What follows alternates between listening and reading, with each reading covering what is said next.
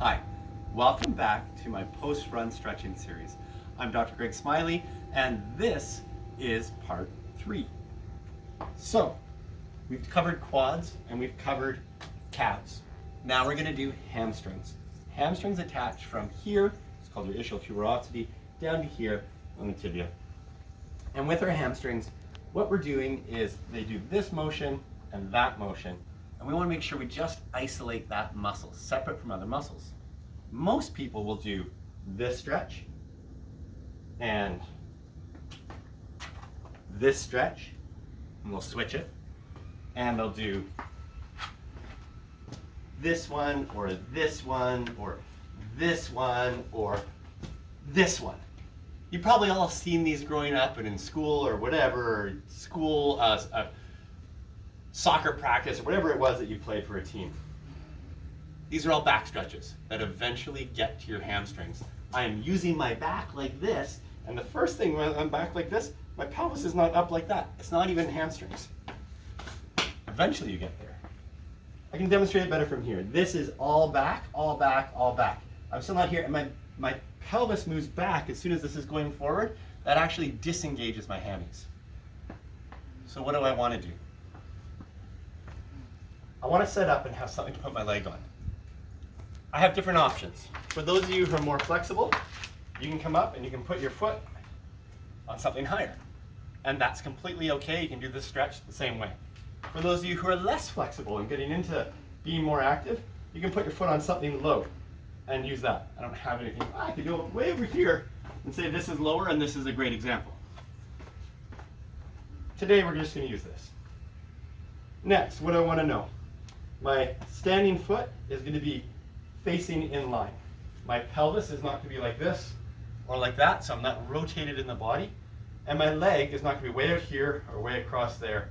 It's going to be here, so everything is going like that. Perfect. Next thing, I don't have to move my torso when I'm doing this. Apparently I just wobble every now and then for balance. What I do want to do is I move my pelvis. So, when I tilt my pelvis forward, it pulls back my ischial tuberosity, which stretches my hamstring. I don't have to have my toes up or toes down. In fact, I don't want you to. It actually makes the stretch worse. So don't do that. You're involving your calves. I can bring my belly button or belt buckle forward, and I can bring, which then brings my ischial tuberosity back. That's it. That is a very, very full stretch. I do not need to be more than that. That's slightly less, and that's no stretch at all. Take my hand out of the way. Again, full stretch to no stretch. But I don't have to move my shoulders. I just have to move my pelvis. Okay? It's as simple as that, and you will get the best hamstring stretch of your life without involving your back. We can do back stretches later. Part 2 of hamstring stretching involves using a diagonal thing. I started doing this when I was back in my ski life and needed a way to stretch better. So if you imagine a square or a rectangle right in through here, we're going to go on the far corners, diagonal corners. Hands be right in here, kind of around that hip junction, that crease. This hip, both feet are pointing forward, and this hip's going to come back. And this one, as this pulls back, this one comes over that way. So again, this hip, we're stretching in through here. This hip, or I could do it this way too if it's better to see, through there. This hip's coming back, and this one's rotating over just like that. And that gets that line traveling right down there. It's a very, very distinct line. I put my hand here on this crease, my body tips forward just a little bit, and that keeps coming back, and that gets it right through there, and that can settle in. For this particular demonstration, I'm actually on a slight downhill. This isn't as good. Technically, it'd be better if I was on a slight uphill, but that wouldn't look as good on the video.